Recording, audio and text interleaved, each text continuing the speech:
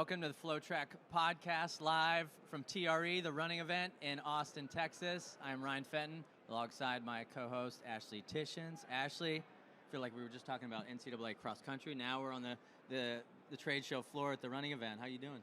I'm doing okay. Talk about a whirlwind week, isn't that right? I mean, we have, like you mentioned, NCAA is coming up, but here we are at the running event in Austin, Texas. It's great that it's right here in our backyard. Yeah, right in our backyard where FloSports and FloTrack is headquartered, actually just 3 blocks down the road.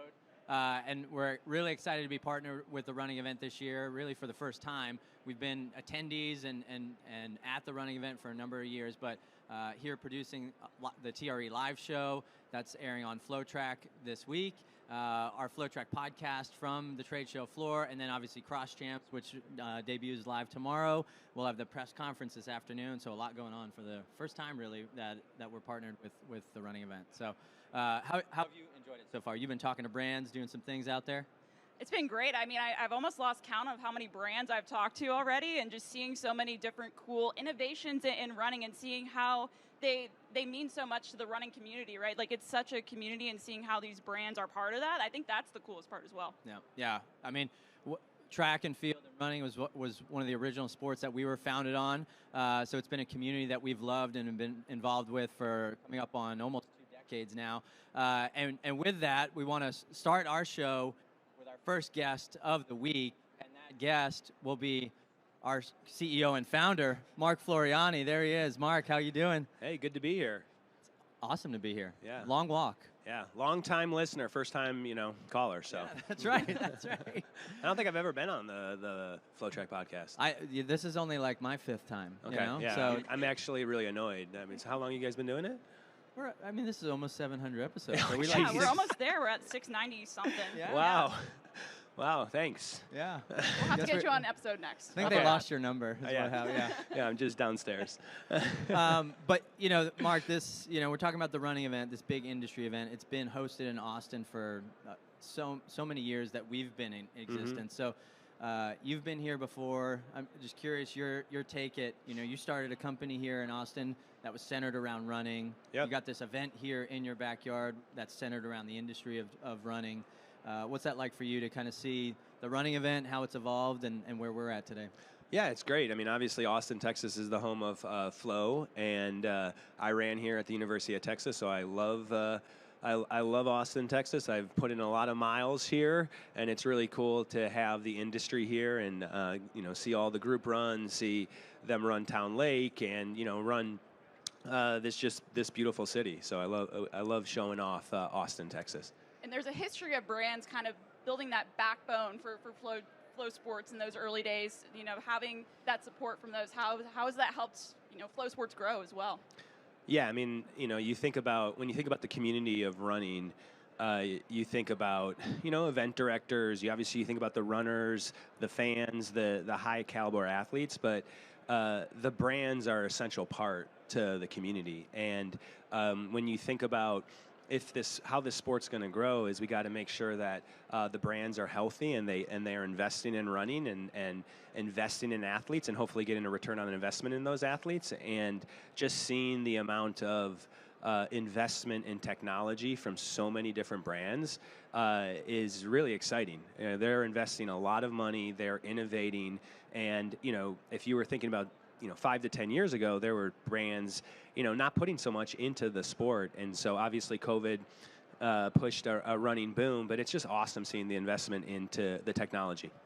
I want to ask you a question just about the early brand journey with just a relationship with Flo. Yeah. I remember some of the early brands, Reebok, Brooks, Under Armour, Adidas. Yeah, I'm just, we're here at this trade show, right? Yeah. And this is centered around the specialty run retailers, and brands are here, not just shoe brands, but accessory brands, apparel, just any gear you can think of for running, and they're trying to pitch to get into these stores. I'm curious, what was our pitch in 2006 to get a brand on board with what we were doing? I mean, it was a lot of passion and hand waving. I mean, when we started Flo because we believed that the sport needed more media and needed more investment, and we were obviously young and dumb. We had $10,000 in a van, but we believe that if we could highlight the athletes, highlight the events, we could grow the sport and we could grow our business along with it. And so I think a lot of those early people like Jesse Williams, Spencer Nell at Adidas, Todd Klein, who was at Reebok back in the day, they just saw the passion, and they probably thought that this was going to be a waste of money, but they wanted to at least invest in that passion because no one else was doing it, right? I remember the first video we just posted online, and it was like the first time you could see Mark Wetmore and hear him talk, and it was just so new, and people weren't doing it. And so those early brands really just believed in us, and we wouldn't be here without the running brands. Well, here we are now in 2024. Obviously, the track and field landscape has changed. The running landscape has changed. You know, for you, where you are, what do you think are the biggest storylines right now in the space? Well, like I said before, there's just so many brands. There were points in time, in FloTrack's history where athletes might be coming out of college and there might be one or two brands maybe, so there's no competition for these athletes. And now there's just so many new shoe companies, so much new technology, and they're investing in the sport, so that's just awesome. And then we see, brands like Grand Slam Track trying to invest into the sport, which is awesome, right? They're going to put tens of millions of dollars into the sport. Michael Johnson, putting his money where his mouth is. That pushes the sport forward. And so we're obviously partners with the Diamond League, but I think they're going to push the Diamond League forward, right? And so that competition is really great for the sport. And I think the Paris Olympics, they always talk about how the Olympics are, they're all, sometimes track and field's always waiting for that Olympic to get that Olympic bump, right? And I'd say, obviously, after Tokyo and Rio, there was no bump. But Paris, they just did such an amazing job, and the storylines were so awesome that we actually might, have an opportunity here to take advantage of the great competition from Paris. Heading into a big LA 2028, obviously. right? That's right. So, I'm curious with, as Flo has grown, we've now expanded into 20 plus sports or so, and you've got to lead the company and kind of look across all sports, not just track and field, which you started with. What do you see as some either challenges and or opportunities within track compared to some of the other spaces that we've invested in? Yeah, so a lot of times the biggest opportunity is also the biggest challenge, right? And so obviously having the running industry, right, with so many people run is obviously a huge opportunity for track and field that a lot of other sports don't. Like, there's not a bunch of people that are just wrestling, right, when they turn 40, right? And there's a ton of people running. So that's an opportunity. Obviously, all the shoe companies innovating in the sport, that's an opportunity. But it also, breeds competition, which sometimes breeds fragmentation. And then we talk about it all the time. There's so many people trying to do events. And again, that's great, but sometimes in the sport of track and field, more so than these other sports, they are maybe overly competing with each other and not working together in some ways. And sometimes you need to work with your competitors. I might get in trouble here, but we always talk about two great events, Drake Relays and Penn Relays.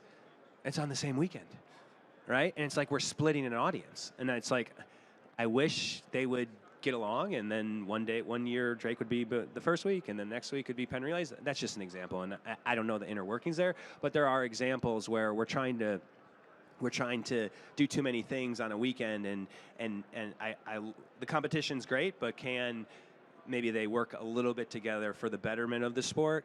And I think they all have the right thing, the right mindset. They're all trying to grow the sport, but then, sometimes that competition, which is great, turns into a negative. Yeah, the calendar conflicts are real. There's only so much track and field you can watch, and there's only so much, energy you can pump into marketing a given weekend. And then, we always, 1 + 1 does not equal 2. Right, 1 + 1 in a scenario like that equals 1.5. Yeah. So, And I think, considering a lot of those challenges and opportunities that you just listed, can you speak a little bit about how FloSports is trying to cover, not just track, but other sports in general, considering some of those challenges and opportunities? Yeah, I mean, obviously, we're investing heavily in track and field. We are excited about the future. We obviously invested into the Diamond League, and for the first time, I think we were talking yesterday, first time that we can truly connect that mile split high school large community that we have to the professional side of the sport, right? And then also, hopefully, the professional the brands of the sport, right? Because we need to make that connection between the high schooler and the professional athletes to make sure. We got some Ryan Fenton fans over here. I can't go anywhere without Ryan. Just it's the story of my life. And so I don't even know what we were talking about. It was great. It was great. I think just the way we're covering some of the sports, like how we're trying to do things differently. Yeah, and so and we're investing in the talent. We've brought on 4 new people. We have Johnny, John, Demetra, and Nia. Right? I just met them over the last couple days.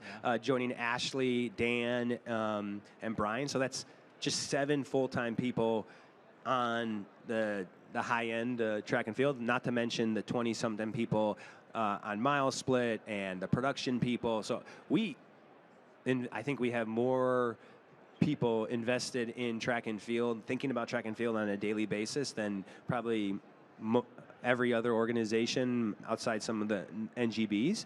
And so we're going to continue to invest. We're going to try to make that connection between the Diamond League and the high school back to the Diamond League, and continue to add more events, try to push the production, and really just try to make track fun. That's when we started track and field. It was kind of stodgy and boring, and it was like, hey, how do we have fun? How do we be authentic? How do you make the community and the audience feel the sweat? And like, no, we're going to go do a workout Wednesday. It's going to be a 20-minute video. We're going to talk to the coach about why you're doing 10 by thousands and why you're doing 3-minute rest versus 2-minute rest, and really going to elevate the sport. And I think we are doubling down on that with the team, and I'm excited to see it. When the Workout Wednesdays are back, when Harvard Workout Wednesday just came out. Blanks today, check it out. Which is awesome, right? And so hopefully the community sees the investment, the higher quality. I mean, if you look at the first couple Workout Wednesdays, you could definitely feel the sweat. You might have seen Ryan's sweat or my sweat on the camera, but it was really, really awesome. But now hopefully we're kind of elevating that production. Cool.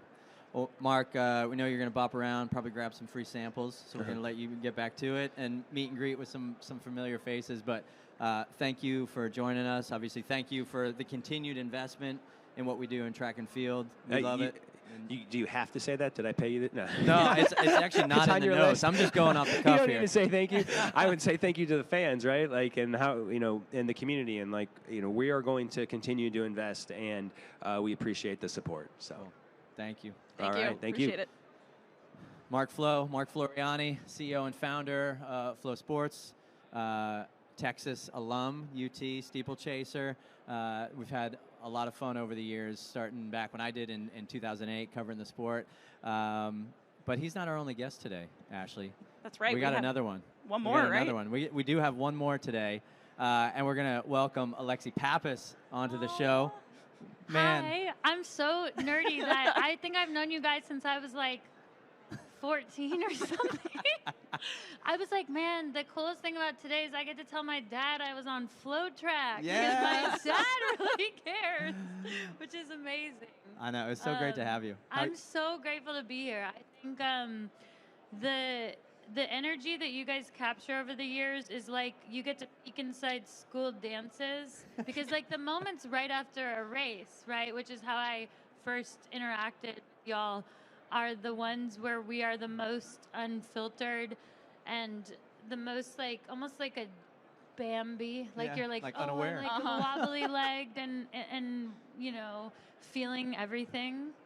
Feeling all the feels. Yeah, I Googled before this. I was like, when was the last time I was on FloTrack? And I was like, what was it?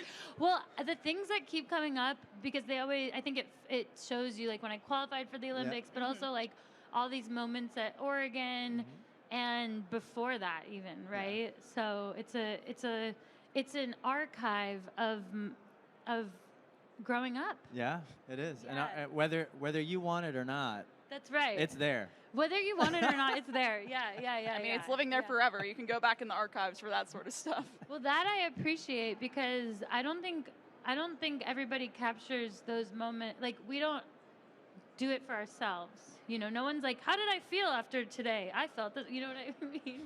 So I'm glad to be here. Well, it's awesome to have you here. I mean, yeah, it's been, gosh, probably 15 years since we've met and been covering what you've been doing and all these things from your high school and college days to the Olympics and all those things. So it's an honor to have you on the show. And I'm just curious, like, we're at TRE here in Austin. What brings you here? I'm here with a bunch of the teams that I work with, and I think the really remarkable thing is that, well, one, I really like Austin, and I'm happy to be here, but also, you know, like, I'm very much, like, immersed in the running world now, in, like, all the people that are consuming and buying all the things that are here. I spend a lot more time with those people than I used to because I'm in the middle of these races and at the expos. And what's cool about this is I get to meet everybody who makes all that stuff happen. And that's a lot of perspective for me, that there are humans behind every technology and every evolution in the running world. And so I'm here to obviously be with the teams I'm with and also meet the kind of other arm of the world that I love so much.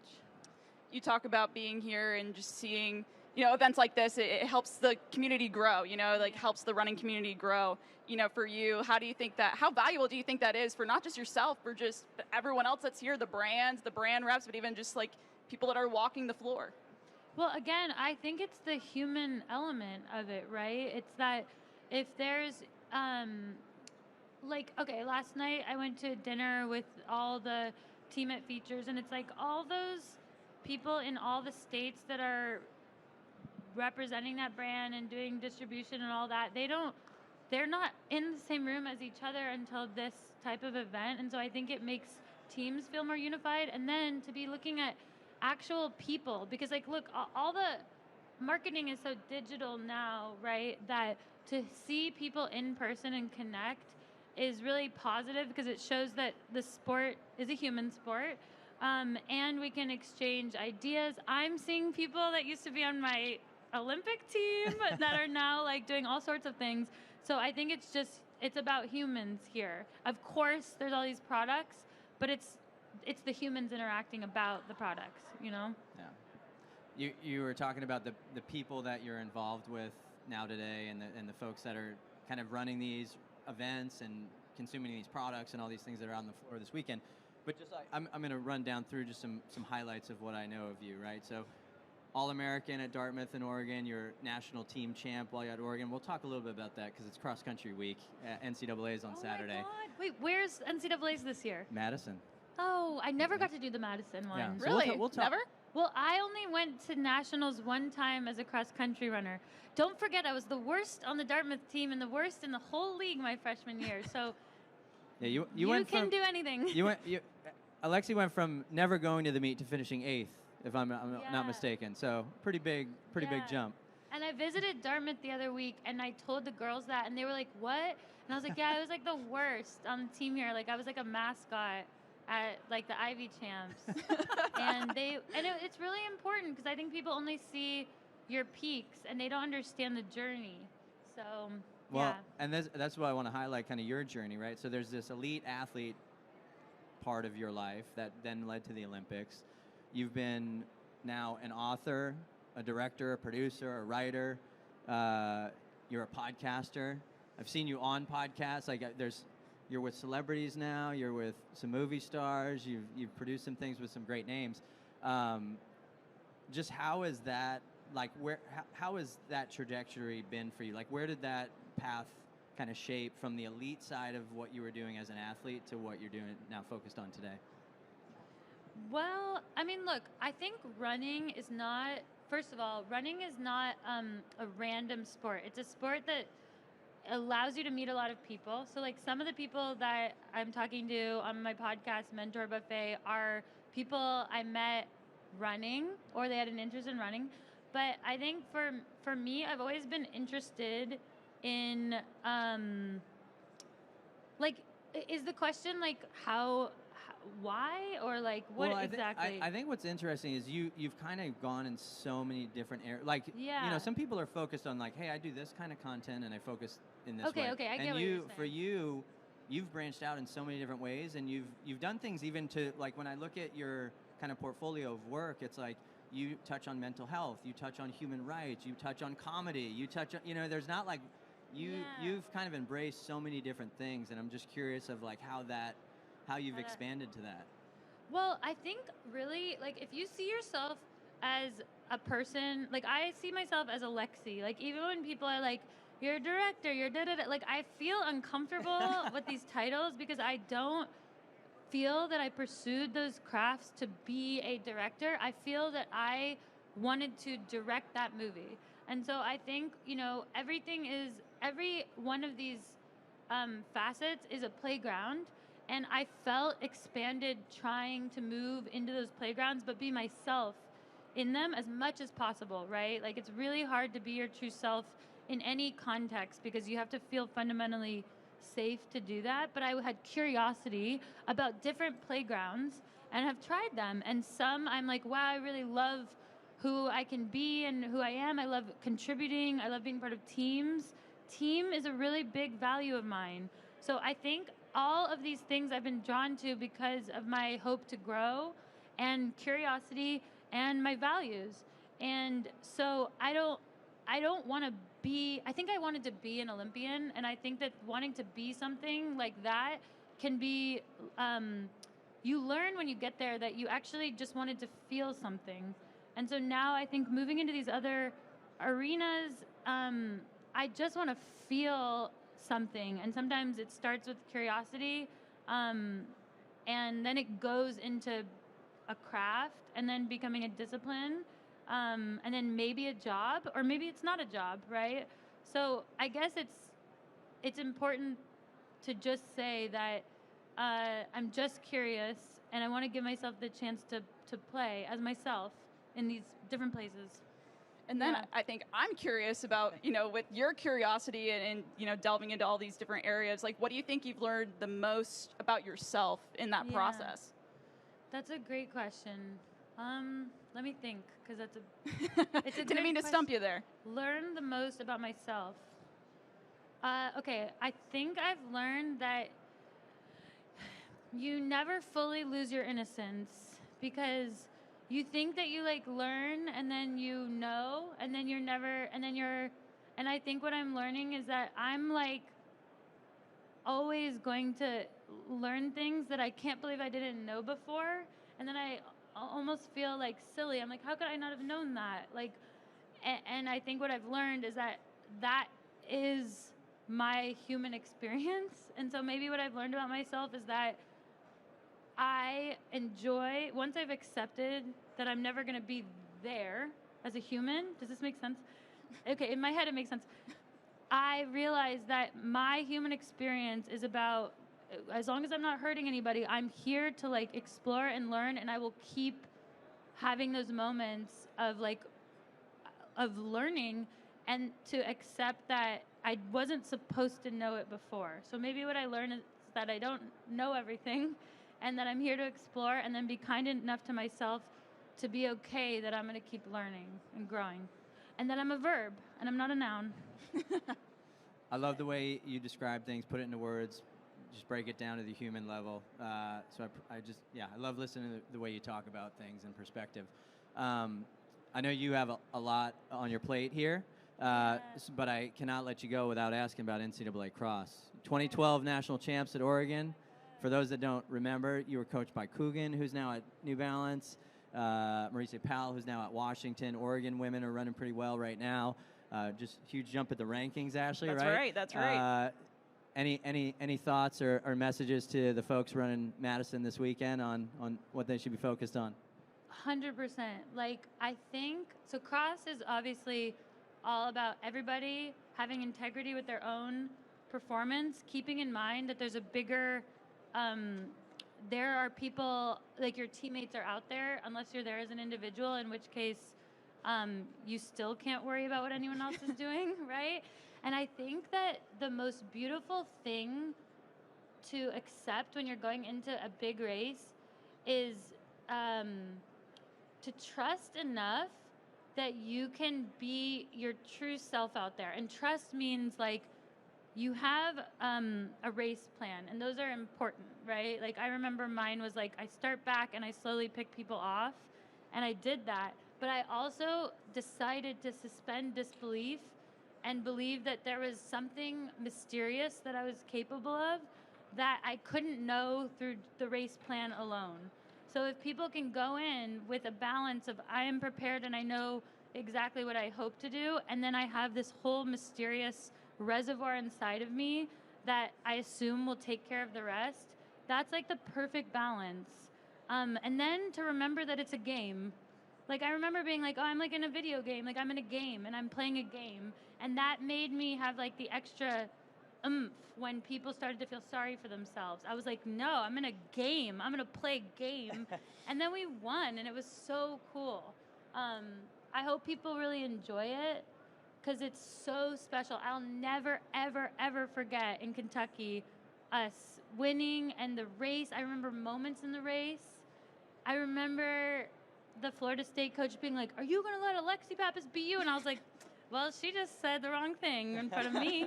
You know what I mean? Anyway, I don't mean to be all like jockey about it, but I think people should really like go be jocks out there, you know? Yeah, it's awesome. Well, you got the advice for this weekend in Madison for all those of you going out there. Alexi, thank you so much for joining us. I really appreciate you taking some time to join the FloTrack podcast, and I'm sure we'll be seeing you again soon. Thank you for having me, and I hope I know you forever because I feel I've known you since I was a child. Thank you. Thank you. Again, Alexi Pappas joining us. Ashley, that's going to wrap up our Wednesday here at TRE. Right. Big first day. Yep. And tomorrow morning, you're off to Madison? Yes, that's correct. I'll be off covering NCAAs, and I know you'll be joining me out there as the week goes on. I will. I'll be here tomorrow with the rest of our team that Mark had mentioned.